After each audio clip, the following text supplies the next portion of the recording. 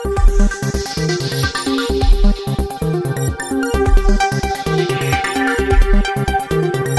طعنا هابلنا زي خبركم تقاتلتنا أنا زعل زبلنا يوم حابريتات حزنا لكم مسينا لنا فلما قن channelنا شير لايك سبسكرايب بمقبار حابيركم ناخدكونن حسابكم كتكافلونا بتحتنا نلابم زخونه سب زحازو الرأيا بزي قدس بنصاناي منقسقاس مسل اترغاغص تግራይን ምህናጽ ክንሰርሕና ክብሉ ፕሬዝዳንት ሌተናንት ጀነራል ታደሰ ወረደ ገሊጾም ፕሬዝዳንት ጀነራል ታደሰ ወረደ ትግራዋይነትን ትግራይን ኣብ ዝሓለፈ 30 ወይ ገለ ዓመታት ዝተፈጠረ ዘይኮነስ ናይ ዘመናት ዝተሃነጸ ጽኑዕ መሰረት ኢሎም ቀዳማይ ሚኒስተር አብይ አህመድ መራሕቲ ህወሓት ኣብ ትካላት ፌደራል ስልጣን የከፋፍሎም ከም ዘሎ ተሓቢሮም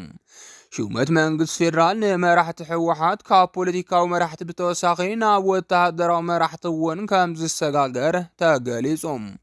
እዚኦምን ካልኦትን ኣለውና ሕጂ ድማ ናብ ዝርዝሮም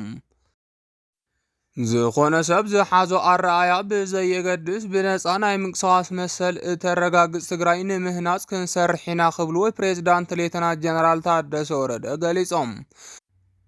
ፕሬዝዳንት ሌተናንት ጀነራል ታደሰ ወረደ ነዝበሉት ማሊ 6 ሚያዝያ 2017 ዓመተ ምህረት ንኣባላት ካቢኔ ግዚያዊ ምሕዳር ትግራይ ናይ ዝቕጽሉ 3 ኣዋርሕ ኣንፈታትን ዋና ናይ ትኹረት ጉዳያትን ኣብ ዘቕረብሉ ዋኒም ግዚያዊ ምሕዳር ትግራይ ኣብ ዝቕጽሉ 3 ወርሒ ብዋናነት ምሕዳራት ትግራይ ኣብ ምምሕያሽን ምልዋጥን ኣብ ምርጋጽ ሰላምን ድሕነትን ልምዓትን ምንቕራሕ ኢኮኖሚ ትግራይን ኣብ ምርጋጽ ልዕልነት ሕግን ምፍጻም ውዕል ፕሪቶሪያን ልዑል ትኹረት ገይሩ ከም ዝሰርሕ ፕሬዝዳንት ታደሰ ወረደ ኣተሓሳሲቦም ክብል እቲ ቤት ጽሕፈት ሓቢሩሎም ኣብ ምሕደራት ዝረኣዩ ዓበይቲ ጸገማት ብምፍላይን እቶም ዝረኣዩ ቀንዲ ናይ ምክፋል ምድፋን ምጥቃዕን ተግባራት ደው ክብሉ ብምግባር ኣብ ሓበራዊ እኩልነት ዓሲልና ክንግስግስ ይግባእ ዝበሉ እቶም ፕሬዝዳንት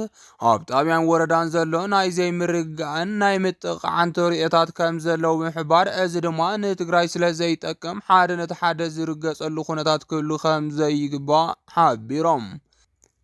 ኣብዚ እዋን ኣብ ትግራይ ንኹሉ ትግራዋይ ዝጠምር ማእኸል ይጎድል ምህላው ዝሓበሩ ፕሬዝዳንት ታደሰ ወረደም እቲ ግዚያዊ ምሕዳር ንኹሉ ዝሓቁፍን ኩሉ ዝቕበሎን ክኸውን ምግባር ቁልፊ ናይ ትኹረት ነጥቢ ምዃኑ ገሊጾም እዚ ኣብ ማእኸል ጥራሕ ዘይኮነስ ክሳብ ወረዳን ጣብያን ክወርድ ከም ዝግባእ ፕሬዝዳንት ታደሰ ወረደ ወሲኾም ሓቢሮም እዮም ፕሬዝዳንት ሌተናንት ጀነራል ታደሰ ወረደ ኣተሓሒዞም ብብርኪ ትግራይ ብሄራዊ ዋዕላ ብምክያድ ከም ብሄር ህልውናን ድሕነትን ኣብ ዝውስኑ ኣጀንዳታት ብሄራዊ ምርዳእን ምፍጣር ከም ዝስራሕ ኣመላኺቶም እዞም ህዝባዊ ዋዕላታት ብብርኪ ዞባ ወረዳን ጣብያን ንምክያድ ከም ዝተሓዙን ካብቶም መድረኻት ዝርከቡ ሓሳባት ድማ ጠሚርካን ወዲብካን ናይ ትግራይ ምሕደራ ጸገም መፍትሒ ኣብ ምግባር ክስርሐሉ ከም ዝግባእን ቁልፊ መደብ ናይ ዝቕጽል 3 ወርሒ ዕማም ምዃኑን ኣመልኪቶም መንነት ትግራዋይነት ብኸባቢያውነት ዝንጸባረቐሉ ኩነታት ከም ዘሎ ተገንዚብካ ብፍላይ ድማ ናይ ውልቀ ሰባት እዩ ኸይበልካ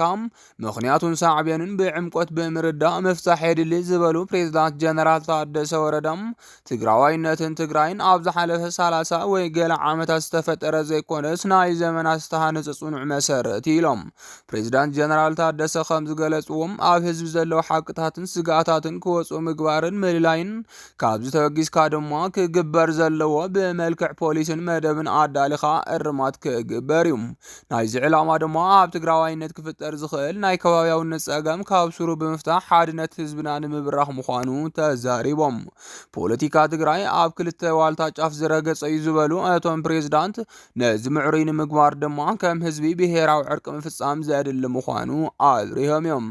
ብተመሳሳሊ ኣብ መብዛሕትኡ ወረዳታት ትግራይ ዝረአ ናይ መሪሕነት ጸገም ብፍላይ ድማ ኣመራርሓም ኣብ ሓደ ከባቢ ምስ ቤተሰቡ ንምንባር ብዘኽእልን ዓርሰ ምሕደራ ብዘረጋግጽን ኣገባብ ንምፍጻም ብዕቱብ ከም ዝስራሕ ፕሬዝዳንት ጀነራል ታደሰ ወረደ ገሊጾም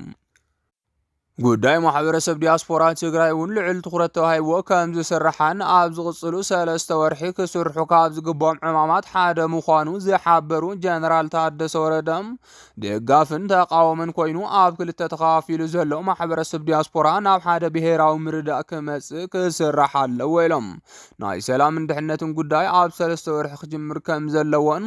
ሰላምን ድሕነትን ናይ ምርጋጽ ሓላፍነት ናይ መንግስቲ ስለ ዝኾነ ብዕቱብ ከም ዝስርሐሉ ዝጠቆሙ ፕሬዝዳንት ታደሰም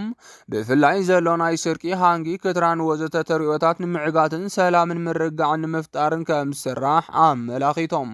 ሰላም ድሕነትን ንምርጋጽ ድማ ህዝቢ ምሕዳርን ናይ ጸጥታ ሓይልታትን ተደጋጊፉ ክሰርሕ ዝኽእለሉ ስርዓት ክዝርጋሕ ኢሎም ምስ የተሓይዞም ልዕልነት ሕጊ ኣብ ምርጋጽ ቀዳምነት ሂብካ ከም ዝስራሕን ትካላት ፍትሒ ካብ ዝኾነ ኢዳታውነት ነፃ ኮይኖም ልዕልነት ሕጊ ኣብ ምርጋጽ ንኽሰርሑ ድማ መንግስቲ ግቡእ ከም ዝዋፃእ ፕሬዝዳንት ጀነራል ታደሰ ወረደ ኣተሓሳሲቦም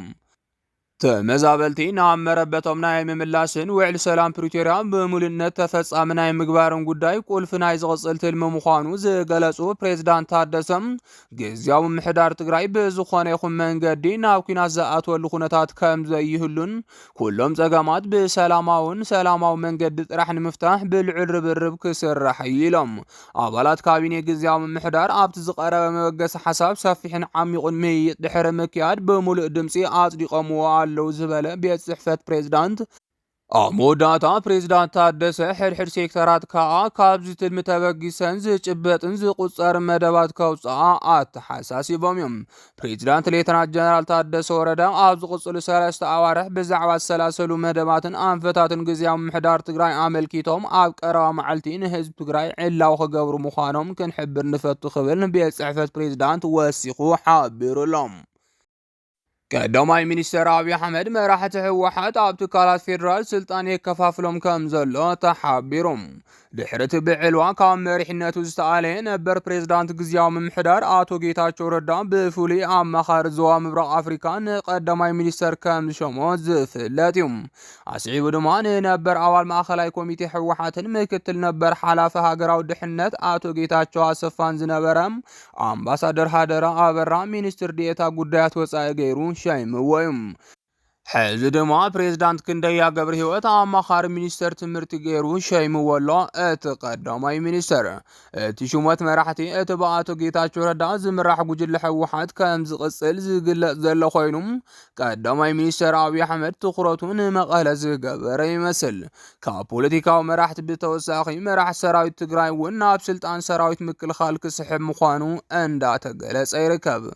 እዚ ውክልና ትግራይ ኣብ ፌደራል ብመሰረት ስምዕነት ፕሪቶሪያ ናብ ንቡር ክምለስ ተጽቢት ዝግበረሉ እኳ እንተነበረም ፖለቲካዊ ዘተ ኣብ እዋኑ ብዘይ ምጅማሩ ግን ትግራይ ሰኣን ውክልና ኣብ ፌደራል ትካላት ዘየለትሉ ኣብ ኣዲስ ኣበባ ዝሓልፉ ውሳነታት ብግዲ ኣብ ምቕባል እያ ትርከብ ነበር ፕሬዝዳንት ዩኒቨርሲቲ መቐለ ፕሮፌሰር ክንደያ ገብረ ህይወት ምክትል ሚኒስተርን ኣማኻሪ ሚኒስተር ትምህርትን ኮይኑ እዩ ተመሪጹ ዘሎ እቲ ፕሮፌሰር ካብ 2005 ክሳብ መስከረም 2013 ዓመተ ምህረት ፕሬዝዳንት ዩኒቨርሲቲ መቐለ ኮይኑ ዘገልገለ ኮይኑ ብመንግስቲ ፌደራል ተቐይሩ ምንባሩ ድማ ዝዝከር እዩ ኣብ ግዝያዊ ምምሕዳር ትግራይ ዘገልገለ ፕሮፌሰር ክንደያ ገብረ ህይወት ካብ 6 ሚያዝያ 2017 ዓመተ ምህረት ጀሚሩ ድማ ቀዳማይ ሚኒስትር አብይ አሕመድ ሚኒስትር ዴኤታ ትምህርቲ ኮይኑ ከም ዝተሾመ እዩ ተገሊጹ ዘሎ እዚ ብወገን ቀዳማይ ሚኒስትር ኢትዮጵያ ንመራሕቲ ህወሓት ኣብ ፌደራል ትካላት ጀሚርዎ ዘሎ ሹመት ስልጣን ድማ ብቐጻልነት እውን ናብ ሓለፍቲ ጸጥታን ሰራዊትን እውን ዘካተተ ክኸውን ከም ዝኽእል እንዳተገለጸ ይርከብ ዝኸበርኩም ተኸታተልትና ነሰዓት ዝበልናዮም ሓበሬታታት ነዚኦም ይመስሉ ነይሮም ንምክትታልኩም ካብ ልብና መስገን